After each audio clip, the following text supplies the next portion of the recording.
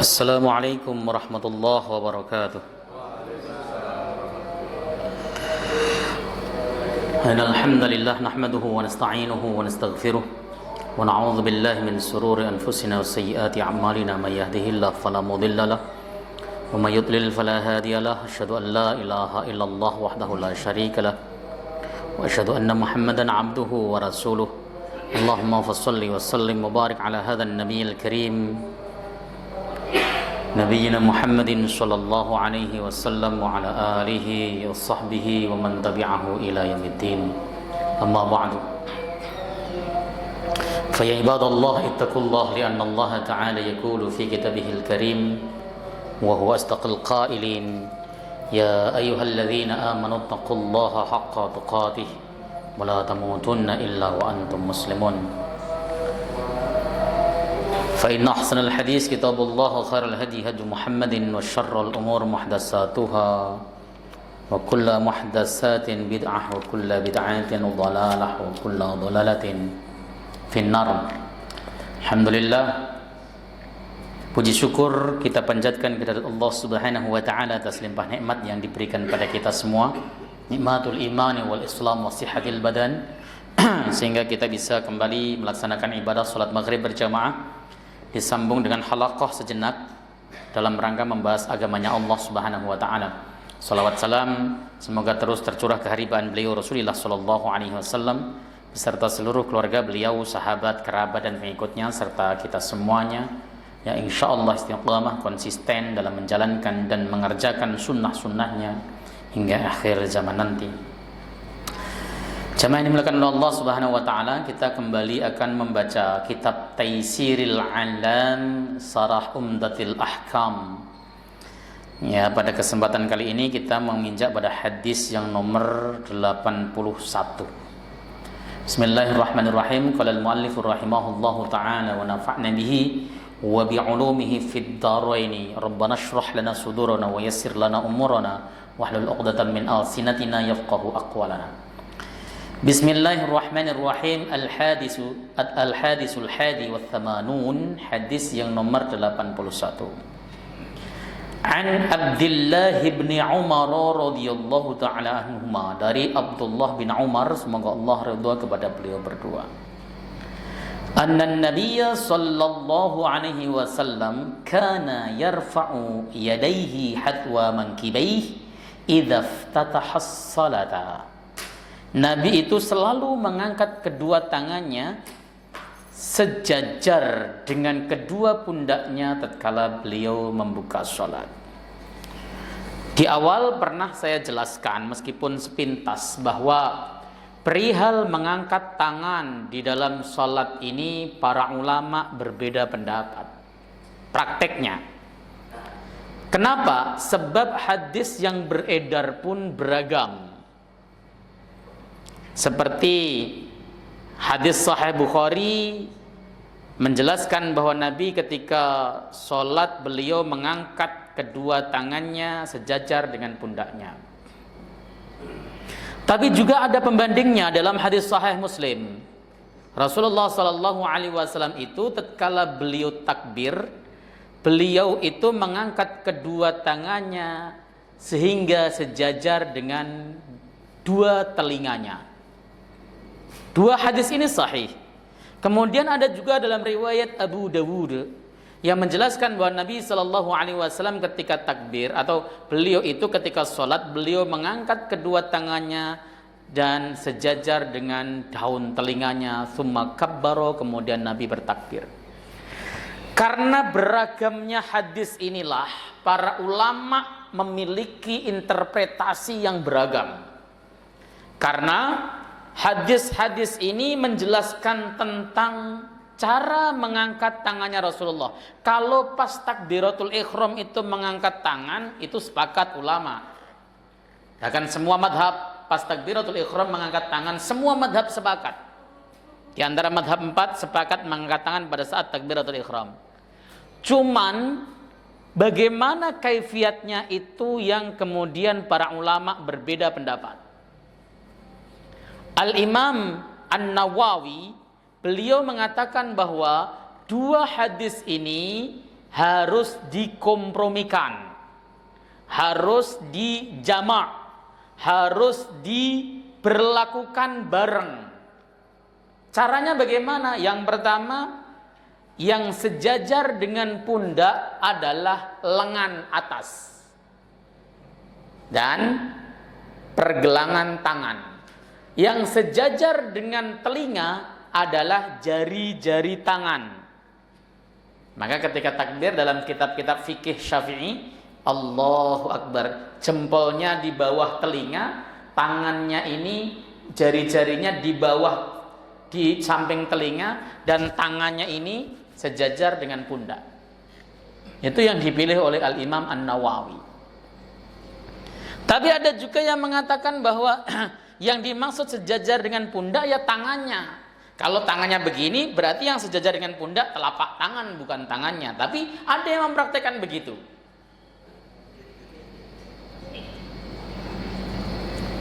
Tarjih Muhammadiyah memilih pendapat bahwa mengangkat tangannya adalah jempol tangan berada di bawah kuping, sementara jari-jari tangan di samping telinga. Yang sejajar dengan pundak adalah lengannya. Itu pilihan tarjih. Sembari merentangkan atau membuka ya, mentafrik jari-jarinya. Enggak rapat begini tapi tafrik, renggang. Nanti Bapak kalau tidak percaya boleh buka di tarjih jilid 3 ya kalau enggak keliru itu, tentang masalah sholat yang dipilih Muhammad. Jadi Muhammad itu tarjihnya Allahu Akbar, itu namanya dia menggabungkan dua hadis.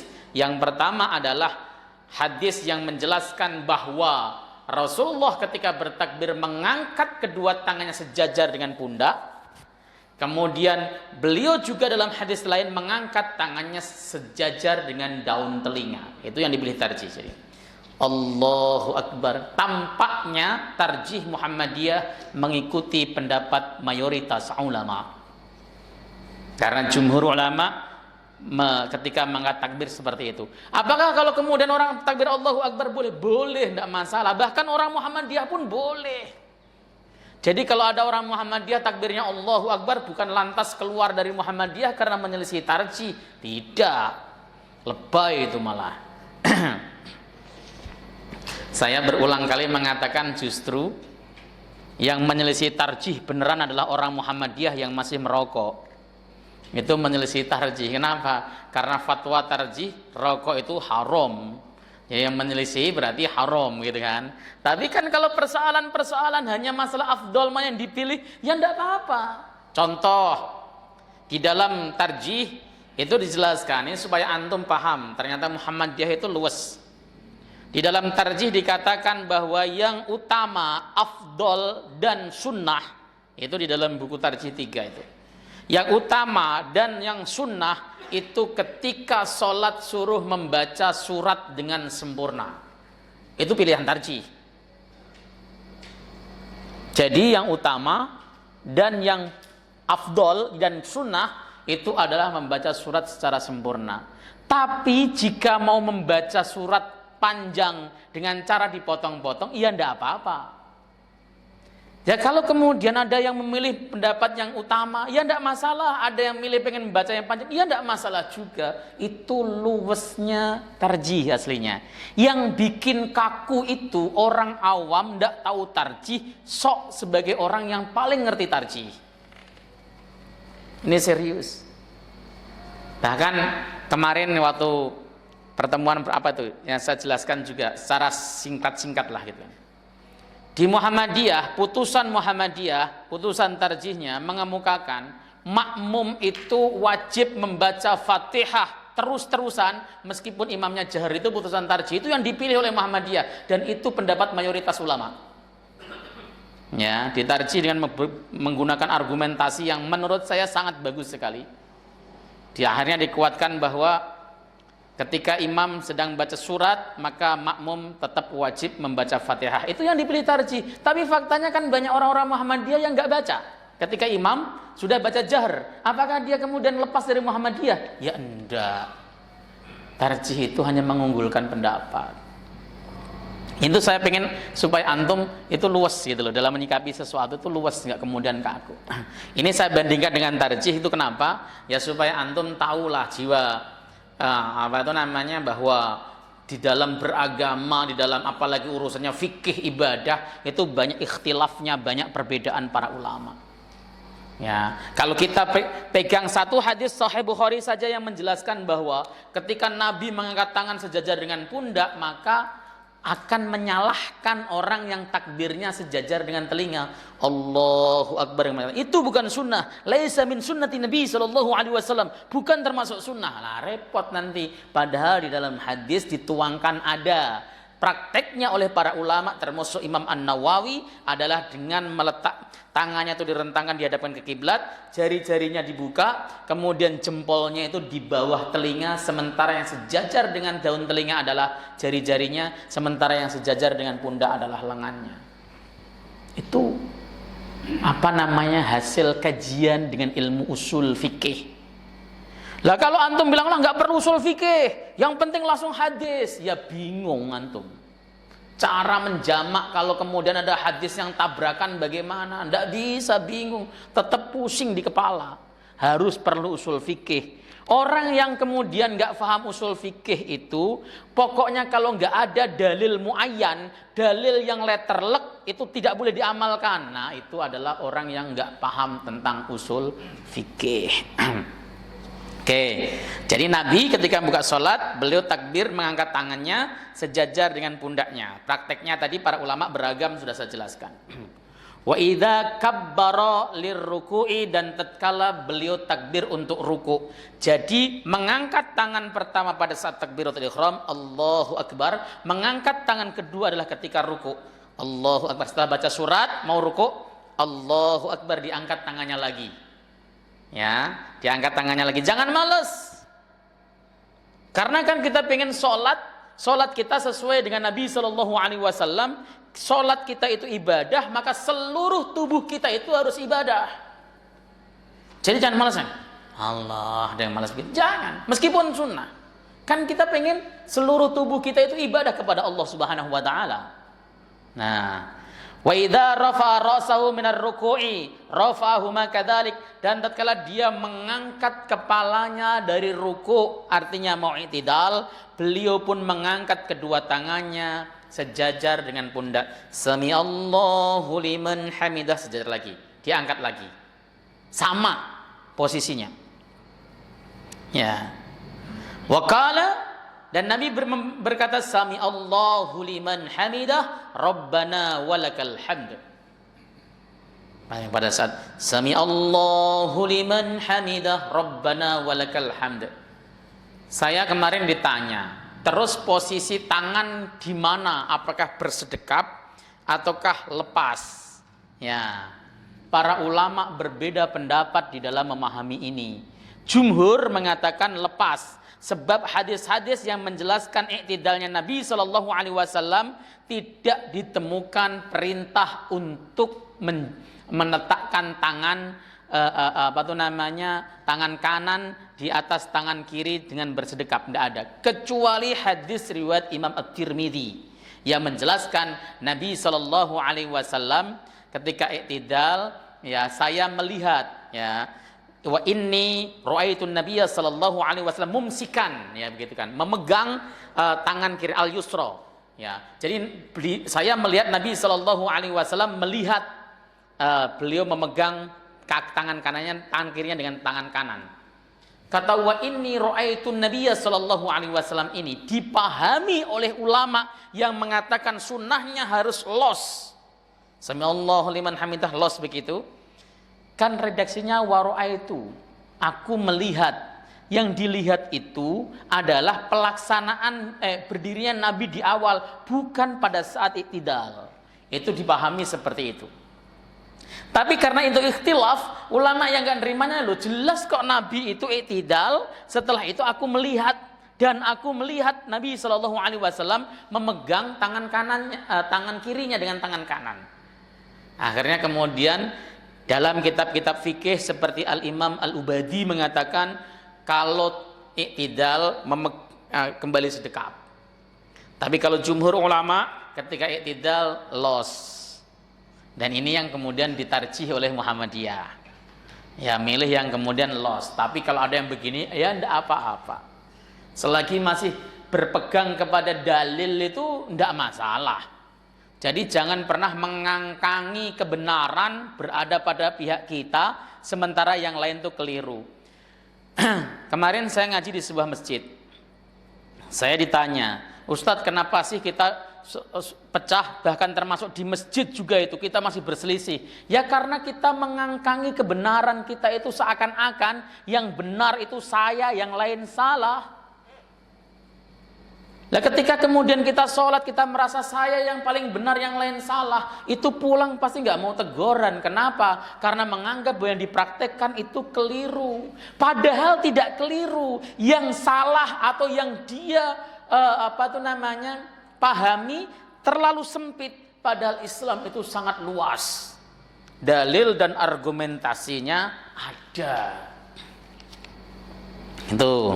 Jadi Nabi ketika bangkit baca sami Allahu liman hamidah rabbana walakal hamdu. Terus makmum bagaimana? Nah, ini kemarin kita bahas lagi, kemarin pernah kita bahas. Ketika Nabi baca sami Allahu liman hamidah, makmum apakah sami Allahu liman hamidah juga ataukah rabbana walakal hamdu? Nah, Imam Asy-Syafi'i memahaminya bahwa makmum tetap membaca sami Allahu liman hamidah rabbana walakal hamd setelah itu. Kenapa? Beliau mendasari dengan hadis sallu kama ra'aitumuni usolli. Salatlah kamu sebagaimana melihat aku salat, sebagaimana kalian melihat aku salat. Nabi ketika i'tidal, beliau membaca sami Allahu liman hamidah, kita pun ikut membacanya sebab Nabi memerintahkan kita untuk meniru salat Nabi sallallahu alaihi wasallam. Itu argumentasi daripada madhab Asy-Syafi'i. Madhab Ahmad, beliau berargumen tidak usah baca sami Allah liman hamidah, langsung Rabbana walakal hamd. Kenapa? Karena ada dalam hadis sahih Bukhari, ada dalam hadis sahih ya, yang disebutkan bahwa idza qala al-imam sami Allah liman hamidah faqulu Rabbana walakal hamd. Tatkala imam berkata sami Allah liman hamidah, maka bacalah Rabbana walakal hamd. Ini yang pendapat ini yang dipilih oleh Muhammadiyah. Tapi kalau kemudian antum baca Rabbana walakal hamdu atau sami Allah liman hamidah dulu, ya enggak masalah. Ini terjadi argumentasi berbeda karena wujud dalil. Ada dalil. Ketika ada dalil yang kemudian ini dijadikan sebagai pembatas, maka konklusi hukumnya akan beda dengan yang tidak yang memahami dalil tersebut tidak sebagai pembatas. Begitu. Nah, di sini Nabi mengatakan waqala, Nabi bersabda sami Allahu liman hamidah rabbana walakal hamdu wa kana la yaf'alu dzalika fis sujudi, dan Nabi tidak melakukan hal itu di dalam sujudnya. Artinya ketika sujud enggak mengangkat tangan. Ini dasarnya dari Sahih Bukhari. Meskipun ada loh orang yang ketika sujud juga mengangkat tangan lagi, Allahu Akbar sambil dari i'tidal ngangkat tangan baru sujud, ya. Ini menyelisihi pendapat mayoritas ulama. Ya. Mengangkat tangan di dalam sholat. Versinya hadis Sahih Bukhari ini cuman 3. Pada saat takbiratul ihram, pada saat ruku, dan pada saat bangkit dari ruku untuk i'tidal. Cuman 3. Tapi para ulama mendapati hadis lain, diriwayatkan terpisah dalam Sunan Nasa'i. Diriwayatkan terpisah bahwa Nabi SAW ketika bangun dari tahiyat awal juga mengangkat tangannya. Ini yang dipilih oleh madhab Asy-Syafi'i, madhab Ahmad bin Hanbal, dipilih oleh Syekhul Islam Ibnu Taimiyah, Ibnu Qayyim Al-Jauzi, dan ulama-ulama lain. Karena ada wujud dalil tersebut, maka jadilah bahwa Nabi SAW itu mensunahkan mengangkat tangan pada saat sholat di 4 tempat. Yang pertama takbiratul ihram, Allahu akbar, baca Fatihah, kemudian baca surat, Allahu akbar, ruku, sami Allahu liman hamidah, mengangkat. Sudah 3 kan? Ketika ruku enggak usah mengangkat tangan, apalagi ketika sujud enggak usah mengangkat tangan, apalagi bangkit dari sujud, karena ada orang yang kemudian bangkit dari sujud Allah sambil kaki tangannya begitu, ya salah. Meskipun enggak batal tapi khilafus sunnah, menyelisih sunnah. Nah, ketika kemudian dia tahiyat awal, dia pengen berdiri, Allahu Akbar, mengangkat tangan lagi, itu yang keempat, itu sunnah. Kalau tidak mengangkat tangan kelupaannya tidak apa-apa. Wong hukumnya sunnah, tidak wajib. Tapi ini menjadi kesempurnaan sholat kita. Begitu. Oke, saya baca sarahnya pelan-pelan. Al-ma'na al-ijmali. As-salatu ma'dubatun karimatun. Salat itu aktivitas yang mulia. Jama'at kullama ladza wa taba. Salat itu mengumpulkan segala macam yang nikmat dan baik.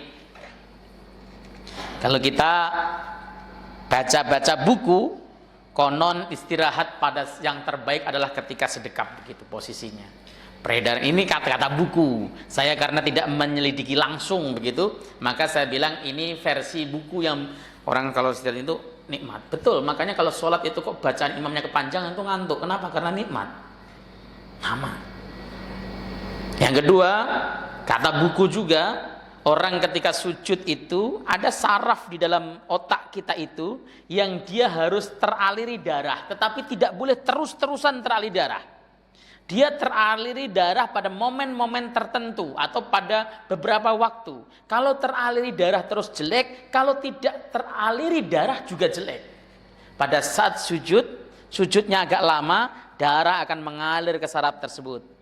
Itu kata buku. Benar tidaknya, wallahu ta'ala alam. Tapi yang jelas sujud manfaat. Saya merasakan sendiri ketika misalnya ngantuk atau dalam keadaan gak fresh, sujudnya lamain. Bangun selesai sholat itu seger, nikmat rasanya. Kepala itu yang asalnya cemut karena banyak utang, tiba-tiba plong ya. Ya sambil ketika sujud baca doa supaya utang kita lunas. Makanya kalau sujud sendirian itu jangan cepat-cepat kalau sholat sendirian, kecuali jadi imam. Imam itu maksimal 3 kali. Ya subhana rabbiyal azim, subhana rabbiyal a'la, subhana rabbiyal a'la, subhana rabbiyal a'la, atau baca subhanakallahumma rabbana wa bihamdika allahumma ighfirli. Itu boleh diulang ya, enggak harus sekali, sehingga kita terpaku hanya cuma sekali bacanya. Baca Rabbana atina fid dunya boleh dan sebagainya, karena memang diperintahkan oleh Rasulullah sallallahu alaihi wasallam, aqrabu ma yakunul abdu min rabbi fa huwa sajidun fakthiru minallahi ad-du'a. Keadaan paling dekat seorang hamba dengan Tuhannya adalah pada saat dia sujud, maka perbanyaklah doa di sana. Pada saat sholat sendirian, perbanyak, ya lama-lamin sujudnya. Silakan. Fa kullu 'udwin fil badani lahu fiha ibadatun khassatun. Setiap anggota tubuh di dalam badan itu ada ibadah khususnya. Wa min dzalika al-yadani. Di antaranya adalah 2 tangan atau falahuma wadhaifu, kedua tangan tersebut memiliki rutinitas. Jadi tangan kita itu suruh ibadah. Ketika sholat, ajak sholat tangan kita. Mata kita ajak sholat untuk melihat kepada mahal sujud.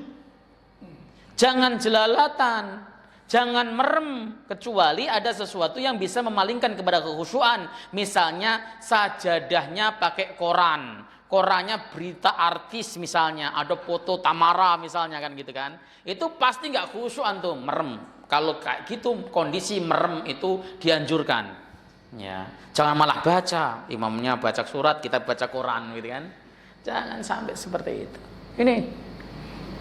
Tapi kalau dalam posisi kita sujud di tempat yang biasa atau tidak ada apa-apa, maka mata kita melihat kepada mahal sujud. Seluruh tubuh kita arahkan kepada ibadah.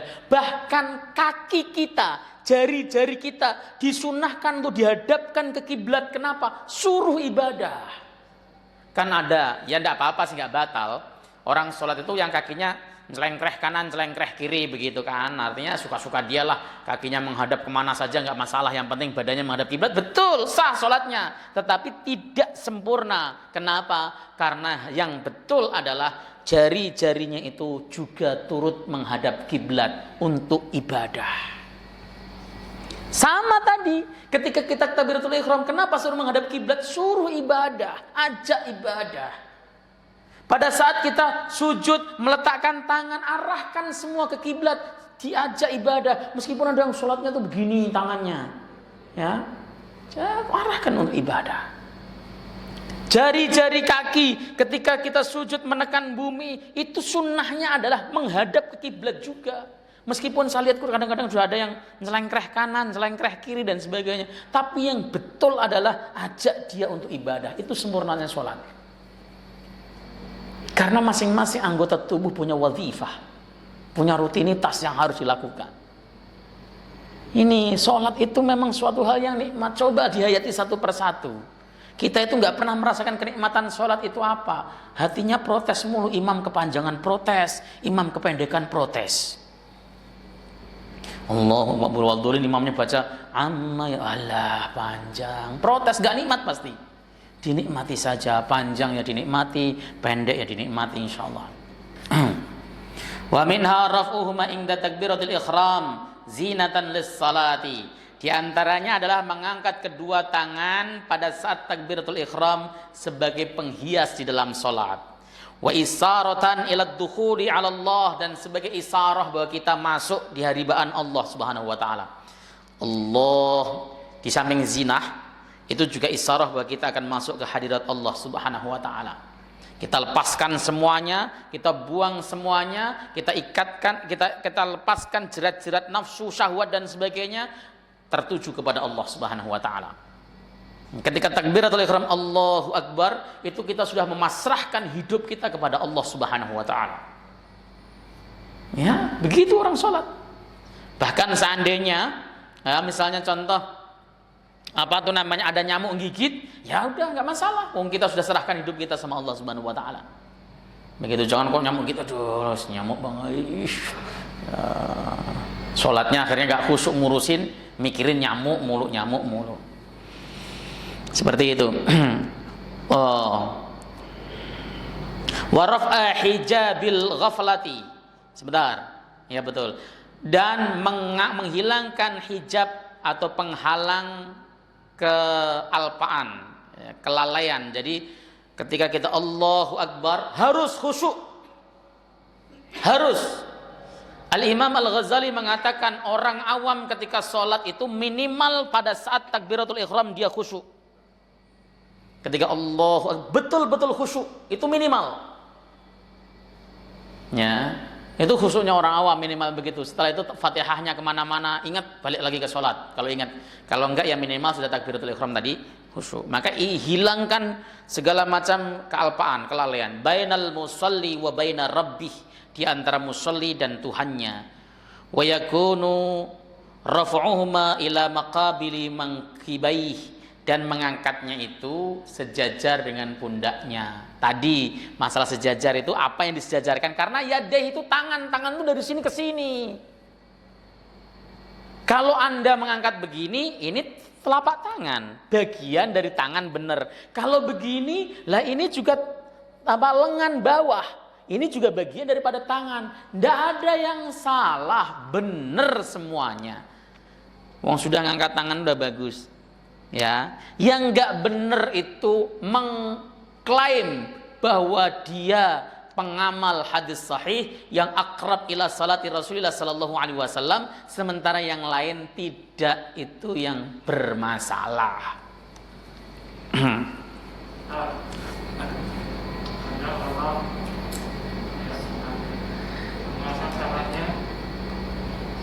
Ini berdiri.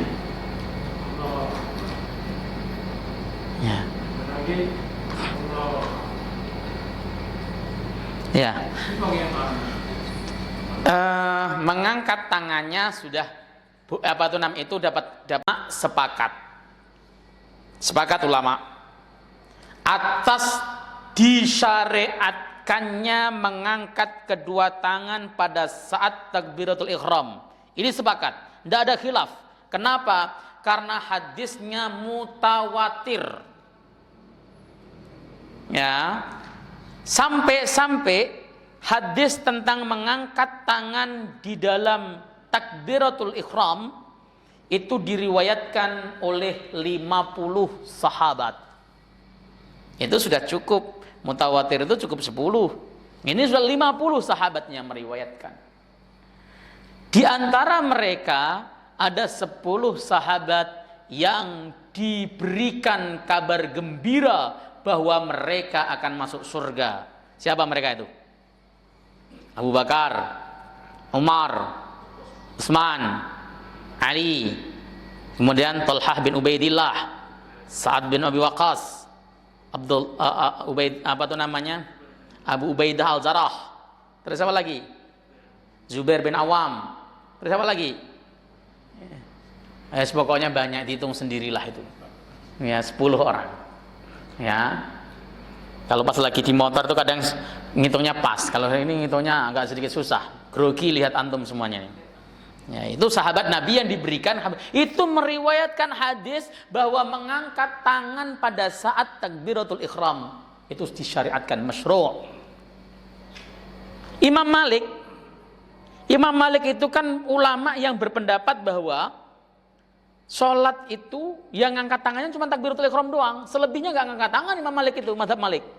Maka kalau ada orang kok sholat tanpa mengangkat tangan sama sekali, itu mazhab Malik. Tapi tetap takbiratul ihram mengatakan Allahu Akbar, itu mazhab Malik. Ketika dia ruku enggak ngangkat tangan, i'tidal enggak ngangkat tangan, itu semuanya. Kenapa? Nanti ada dasarnya di sini. Di dalam kitab ini kalau kita sampai bacanya. Ya alasannya karena di dalam hadis beliau menemukan hadis bahwa Nabi itu mengangkat tangannya hanya pada saat takbiratul ihram saja. Lalu beliau tidak mengulangi mengangkat tangan pada saat yang lainnya. Itu dijadikan dasar oleh madhab Malik bahwa mengangkat tangannya cukup pada saat takbiratul ihram. Ya, kayak sholat jenazah itu madhab Malik nggak pakai ngangkat tangan, Pak. Ya, makanya kalau di Masjidil Haram kok ada samping bapak kok setelah sholat jenazah orang takbir Allahu Akbar, dia ngangkat tangan sama sekali, tiba-tiba ikutan salam, itu madhab Malik. Dia baca takbir pelan tetapi tidak mengangkat tangan. Madhab Malik itu seperti itu. Wahdalafal ulama'u fi raf'il yadaini inda ghairiha. Ulama berbeda pendapat dalam hukum mengangkat tangan di selain takbiratul ihram. Selain takbiratul ihram itu ulama berbeda pendapat. Fadhahabal jumhurus sahabah wat tabi'in wa man ba'dahum wa minhum al-imamani asy-Syafi'i wa Ahmadu illa istihbabi dzalika fi hadhihi thalathat al-mawadhi' al-madhkura fi hadzal hadis. Menurut pendapat mayoritas sahabat, para tabi'in dan orang-orang setelah tabi'in, di antara mereka adalah dua imam jalil, dua imam yang agung, Al-Imam Asy-Syafi'i dan Imam Ahmad, mengatakan sunnah mengangkat tangan di 3 tempat yang disebutkan dalam hadis ini. Imam Syafi'i itu lugas. Imam Syafi'i itu mengatakan, di mana ada hadis sahih, amalkan. Ya, meskipun orang Madinah nggak mengamalkan, nggak mengerjakan, kalau hadisnya sahih, amalkan. Itu mazhab Syafi'i. Mazhab Ahmad tidak. Saya ulang supaya antum paham. Pelajaran yang lalu-lalu. Mazhab Malik tidak. Mazhab Malik itu kalau ada hadis sahih tidak terverifikasi dengan amaliyah penduduk Madinah, hadis sahihnya tidak dipakai. Beliau nemukan hadis sahih, penduduk Madinah nggak ngelakuin, nggak dipakai. Kenapa? Karena Madinah itu darul hijrah, darun Nabi, kampungnya Nabi. Nggak mungkin kok nggak ada yang praktekin sama sekali. Mereka itu kan orang-orang hebat, sahabat. Wong Imam Malik itu sendiri salah satu murid dari Imam Muhammad ibnu Hanifiyah. Muhammad ibnu Hanifiyah itu murid dari Sayyidah Aisyah, dekat.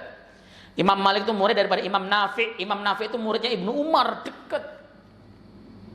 Nggak mungkin dong kalau kemudian pada masa beliau nggak ada yang ngamalin, itu argumentasi madhab Malik. Makanya hadis sahih itu harus diverifikasi dengan amaliyah penduduk Madinah. Kalau tidak, nggak boleh diamal.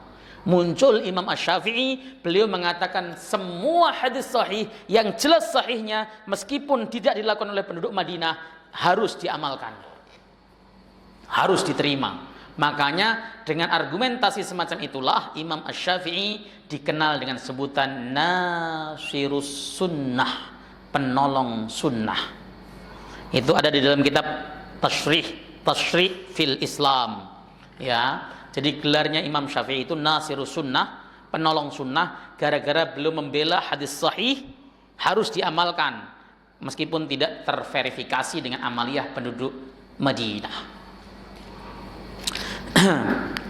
Qala Ibnu Al-Madini, hadzal hadisu hujjatun 'alal halq wa man sami'ahu fa 'alaihi ay ya'mala bihi. Kata Ali Ibnul Madini. Ali Ibnul Madini itu seorang ulama yang hidup pada masa Imam Ahmad bin Hanbal, ulama hebat, ulama besar, ya.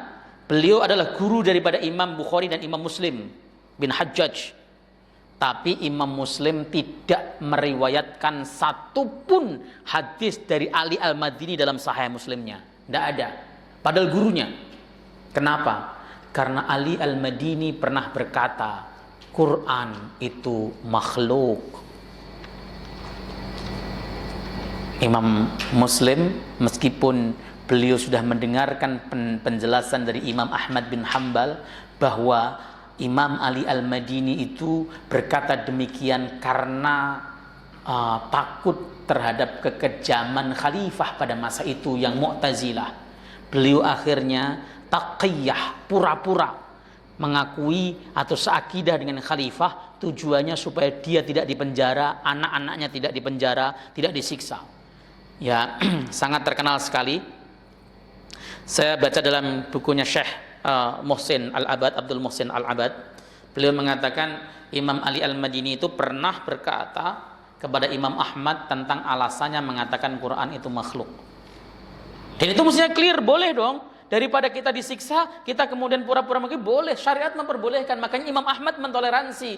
Tapi Imam Muslim saking ketatnya mengatakan tidak memakai, meskipun tetap diakui sebagai gurunya. Meriwayatkan hadis itu sebegitunya, Pak. Makanya orang yang berkecimpung di dalam hadis itu bukan orang yang main-main. Imam Bukhari contohnya nih, contoh. Imam Bukhari itu ketika menulis hadis, setelah beliau meneliti hadisnya satu-satu dan mengatakan hadis ini sahih, ketika beliau hendak menaruh dalam Sahih Bukhari, hendak menulisnya, beliau sholat dulu 2 rakaat. Di dalam Sahih Bukhari ada 7.000-an hadis lebih. Berarti setiap satu hadis beliau sholat 2 rakaat. Berapa rakaat yang beliau tunaikan pada saat beliau menyusun Al-Bukhari, Sahih Bukhari. Luar biasa ya. Ini karena beliau merasa bahwa otak seseorang itu meskipun cerdas, itu tetap ada batasnya. Yang tidak terbatas ilmunya hanya Allah. Beda dengan kita. Kalau kita sudah merasa analisa jelas ini, secara analisa begini, secara ilmu probabilitasnya begini. Ini jelas gitu kan. Sudah seakan-akan nggak perlu minta petunjuk pada Allah Subhanahu wa taala. Itu kita rata-rata. Kalau sesuatu bisnis itu sudah yakin akan sukses berdasarkan analisisnya dan sebagainya, nggak perlu istikharah. Itu kita sombong. Padahal tidak. Ada hal-hal yang kita tidak ketahui dan Allah yang mengetahui. Maka meskipun kita melakukan suatu hal yang menurut disiplin ilmu yang kita kuasai itu adalah sudah tepat, sudah baik dan akan mendapatkan keuntungan, tetap harus istikharah. Nyandarin kepada Allah itu penting. Begitu. Lanjut. Wa qala Ibnu Al-Qayyim, ruwiya ar-rafu' anhu sallallahu alaihi wasallam fi hadhihi al-mawatin ats-tsalatsah nahwa min salasina nafsan. Nah, diriwayatkan mengangkatnya Nabi sallallahu alaihi wasallam di 3 tempat ini. 3 tempat tadi di hadis ini kan 3 tempat takbiratul ihram, pada saat mau ruku' dan bangkit dari ruku', itu diriwayatkan lebih atau sekitar 30 orang yang wattafaqu ala riwayatiha al-asharah, dan 10 sahabat yang dijamin masuk surga itu sepakat meriwayatkan hadis Bukhari ini. Jadi terkait 3 tempat mangkat tadi. Nanti yang hadis yang keempat yang ditetapkan oleh Imam Asy-Syafi'i dan sebagian mayoritas sahabat, ya. Kemudian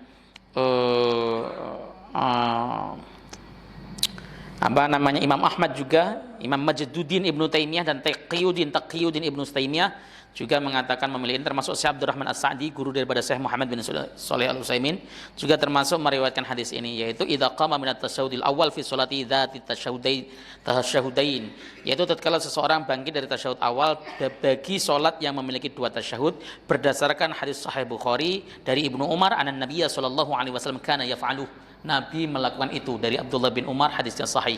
Berarti menggabungkan 2 hadis, yang hadis ini ada 3, yang satu terpisah dari Abdullah bin Umar juga, dan Nabi melaksanakan hal itu. Wallahu ta'ala alam bishawab. Nah, sementara argumen Malik, Imam Malik yang mengatakan bahwa atau berargumentasi dengan dalil dari Al-Imam At-Tirmidzi, ya, Imam Abu Dawud dan Imam Ahmad, ya, dari Bara' bin Azib, ya, ra'aitu Rasulullah sallallahu alaihi wasallam idza iftataha as-salat rafa'a yadayhi thumma lam ya'ud. Aku melihat Nabi itu ketika memulai salat atau takbiratul ihram, beliau mengangkat kedua tangannya dan beliau tidak mengulangi lagi. Para ahli hadis sepakat kata lam ya'ud itu adalah idraj, sisipan. Siapa yang mensisipi? Yazid bin Abi Ziyad, salah satu rawi hadis tersebut. Hadis mudraj itu, Pak, dhaif. Ada hadis disisipi oleh redaksi daripada rawi, itu hadisnya jadi dhaif. Makanya oleh sebab itu hadis tidak boleh disisipi dengan perkataan atau interpretasi daripada rawi. Meskipun rawinya itu sahabat, meskipun rawinya itu tabi'in, meskipun tabi'in. Kenapa? Karena menyisipi hadis berarti telah mengintervensi hadis itu sendiri. Kata Nabi tidak mengulang, itu dianggap mudraj. Hadis mudraj itu jadi dhaif.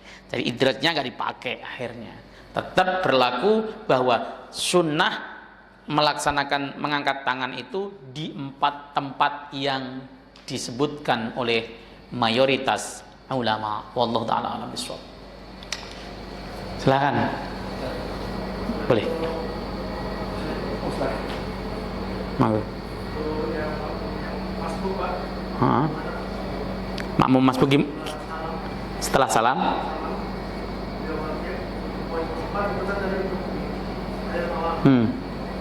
Baik. Tergantung.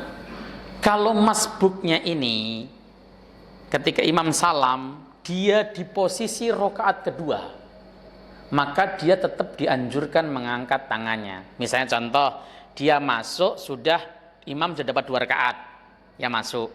Lalu ketika tahiyat akhir itu kan berarti posisi si masbuk tahiyat awal. Ketika bangkit ya sunnah mengangkat tangan. Tapi kalau posisinya itu di rakaat pertama, misalnya dia tertinggal 3 rakaat, pas masuk di rakaat keempat dia baru dapat 1 rakaat, dia mengangkat itu tidak disunahkan mengangkat tangan, bahkan tidak disunahkan membaca takbir.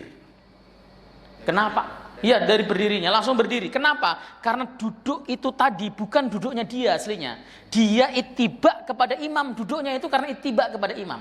Ju'ilal imam liyuqtada bih. Tapi bukan duduknya dia, karena dia duduknya nanti di tahiyat awal dan kemudian tahiyat yang keempat. Ya seperti itu. Ya, itu yang saya pahami dari referensi yang saya baca. Ada lagi? Kalau kan waktu itu pernah disampaikan Ustaz, kalau misalnya kita waktu pas takbiratul ihram pertama kita mulai sholat, tapi kita nggak yakin atau kadang-kadang kan kita meragukan atau sebenarnya tidak dilapaskan untuk niat Ustaz, ya tidak diingat. Tapi kadang-kadang suka pas kita mau sholat itu mau yakinkan bahwa kita tuh melakukan sholat asar, tapi sebenarnya sholat zuhur. Akhirnya kita ulangin lagi. Kalau menurut waktu itu pernah disampaikan Ustaz, itu haram kalau kita membatalkan lalu kita ulangi lagi, gitu loh, takbiratul ihram. Itu gimana Ustaz? Itu satu. Terus yang kedua, hukumnya mengaminkan, ini di luar topik hari ini, mengaminkan doa saat sholat Jumat. Kalau menurut tarjih itu kan tidak boleh tidak mengamini jika kita sebagai jamaah. Nah itu kira hukumnya gimana Ustaz? Baik, yang pertama, haram membatalkan setelah takbiratul ihram jika kita yakin betul bahwa kita sukses di dalam takbiratul ihram, merasa sah tiba-tiba dibatalkan, ya haram. Dalilnya la tubtilu a'malakum, jangan kalian batalkan amaliyah kalian. Amaliyah fardu nggak boleh dibatalkan. Tapi kalau dia syak, ragu-ragu, bahkan merasa tadi ini sebenarnya sholat duhur yang dikerjakan, tapi dalam hatinya sadarnya sholat asar, itu nggak sah. Niat itu nggak sah. Karena harus yang al-hudur fi dhihni, yang hadir di dalam hatinya harus sholatnya sholat yang dikerjakan tersebut. Misalnya sholat duhur, ya yang hadir dalam hatinya siapa yang mengerjakan sholat duhur, bukan dia karena mungkin gelap, niatku malah di dalam hati pengen sholat asar misalnya. Nah itu keliru niatnya, secara otomatis tidak sah, harus dibatalkan karena tidak sah. Ya seperti itu. Makanya As-Suyuti dalam Asbah wa Nadzair mengatakan, ya jika ada orang yang khilaf seperti itu, niatnya jadi tidak sah, batil, niatnya batil, jadi tidak sah. Kemudian mengaminkan khotib itu sebenarnya banyak juga dibahas di dalam banyak kitab-kitab yang saya baca itu. Mengaminkan khotib pada saat khotib berdiri, misalnya Allahumma ighfir lil muslimina wal muslimat, itu yang tidak dianjurkan adalah mengangkat tangan sembari membaca amin keras. Ya kalaupun Anda pengen membaca amin dalam lirih dan sebagainya silahkan, tapi kalau mengangkat tangan memang tidak masyru', nggak disyariatkan gitu loh maksudnya. Nggak usah tarjilah, dalam kitab I'anatul Thalibin saja. Kalau memang yang hobinya buka kitab kuning misalnya kan, I'anatul Thalibin sarah Hasyiah Fathil Mu'in, itu dikatakan mengangkat tangan pada saat doa dipanjatkan dalam khutbah itu bukan bagian daripada yang disyariatkan. Tapi kalau ada yang seperti itu bagaimana? Ya, apakah dosa? Enggak dosa. Karena kita harus memahami bahwa tidak semua bid'ah itu haram. Faham? Bid'ah itu ada 3 hukum: makruh, haram, dan kafir. Jadi nggak semuanya haram. Kalau tidak menjadikan sesuatu hal tersebut haram, ya tidak haram hukumnya. Nah, tetapi seyukianya, yang pertama, khotib ketika berdoa di atas mimbar dia tidak mengangkat tangan juga. Ya, ada yang mensunahkan mengangkat tangan, ada yang enggak. Ya, pokoknya dalam hadis karena Rasul mengangkat telunjuknya begitu, seperti itu. Tapi yang jelas tidak dianjurkan untuk mengangkat tangan. Misalnya Allahumma ighfir lil muslimin muslimat, seperti itu tidak dianjurkan, enggak disyariatkan. Yang kedua, makmum yang mendengarkan juga tidak disyariatkan mengangkat tangan juga pada saat si khatib berdoa. Nah, lalu kemudian yang dipilih tarjih Muhammadiyah itu tidak mengaminkan, itu artinya tidak membaca amin begitu. Itu seperti itu. Ya, jadi karena tarjih itu mendasari bahwa mengaminkan doa yang dibaca oleh seseorang itu bukan bagian daripada hal yang disyariatkan, sebab redaksi dalam hadis riwayat Imam Hakim dalam Mustadraknya itu hadis kualifikasinya adalah dhaif. Ada juga di dalam kitab namanya Mu'jam Al-Kabir karangan Al-Imam At-Tabrani, sebuah hadis jalurnya ada Ibnu Lahiyah, beliau juga termasuk hadisnya adalah hadis yang dhaif, sebab Ibnu Lahiyah adalah orang yang dhaif, orang yang lemah. Ya seperti itu yang saya pahami. Ada lagi? Tapi kalau kemudian ada misalnya di masjid, nggak usah kemudian antum marahin, wah Anda pelaku bid'ah, tidak seperti itu. Karena tidak boleh ada pengingkaran kecuali sudah disepakati keharamannya, kecuali haram dan sebagainya. Nah, makanya lewat pengajian-pengajian ini kita coba buka mindsetnya gitu kan, pelan-pelan supaya paham bahwa apa yang selama ini mungkin kita yakini bukan salah, tetapi tidak sesuai dengan yang seharusnya. Enggak salah ya, tapi tidak sesuai dengan seharusnya. Gitu. Ada lagi? Cukup ya? Cukup. Mudah-mudahan manfaat. Ya. Belajar agama itu seninya, uniknya, senengnya adalah, kalau bagi saya ya, adalah kita akan banyak terus menemukan banyak hal ketika kita mendalami kitab-kitab al-mutawwalat, kitab-kitab yang berjilid-jilid, yang asalnya kita mendapati bahwa itu tidak boleh di satu kitab, ternyata ketika kita membaca kitab-kitab yang mutawwalat, yang berjilid-jilid, yang bukan hanya 1-2 jilid tapi bisa 17 jilid dan sebagainya, itu tetap ada khilaf di kalangan para ulama, kan? Itulah kemudian kita tahu bahwa selama ini yang ada di kepala kita ternyata cuma setitik saja, dan itulah yang selalu kita banggakan, seakan-akan yang setitik ini adalah yang lurus sementara yang lain keliru. Nah, coba baca-baca, kalau pengen luas ya baca Majmu' Syarah Muhadzabnya Al-Imam An-Nawawi, atau Majmu'ul Fatawanya Syekhul Islam Ibnu Taimiyah, Fathul Barinya Ibnu Hajar Al-Asqalani dan sebagainya, supaya apa? Wawasan kita itu seperti helikopter view, bisa melihat ke segala arah. Oh, seperti itu. Itu jangan hanya kemudian antum membaca kitab-kitab yang mukhtasar, yang ringkasan-ringkasan, cuplikan-cuplikan, baca majalah, lalu kemudian kita mengklaim bahwa saya berada pada pihak yang paling benar. Itu yang nggak boleh. Ya, keyakinan pribadi sih oke. Misalnya gini, saya benar, saya 100% benar. Tapi kita juga harus mengatakan bahwa di luar saya bisa jadi juga benar juga. Ya, itu yang disebut dengan kita memiliki sifat tasammuh. Bahkan saya sering mendapati ulama itu berbeda pendapat sampai keras, tetapi di dalam amaliyah itu mereka luas. Makanya dikatakan di dalam kitab Syarah Bulughul Maram, ya, para ulama itu ketika mendiskusikan suatu hukum dalam ranah ilmiah mereka keras, tapi dari sisi amaliyah mereka itu lunak, fleksibel. Fleksibel itu lunak dalam amaliyahnya, ya, misalnya. Itu banyak sekali prakteknya. Tapi dalam sisi amaliyah ini yang paling konkret, yang paling valid mana? Ya silahkan Anda diskusi. Ketika kemudian sholat misalnya, ruku itu mendahulukan lutut dulu atau tangan dulu, silahkan Anda diskusi sampai jebot juga nggak masalah. Tapi dari sisi amaliyah kita luas. Ya, luasnya itu ya ketika kita kemudian tetangga kita prakteknya beda dengan kita, ya biasa saja. Itu dalam sisi amaliyah. Tidak kemudian harus kita serang dengan berbagai macam. Itu bukan ranah ilmiah lagi, tapi sudah masuk ke ranah amaliyah. Wallahu ta'ala a'lam bishawab. Kita tutup dengan fathul majlis. Subhanakallahumma bihamdika asyhadu an la ilaha illa anta astaghfiruka wa atubu ilaik. Assalamualaikum warahmatullahi wabarakatuh.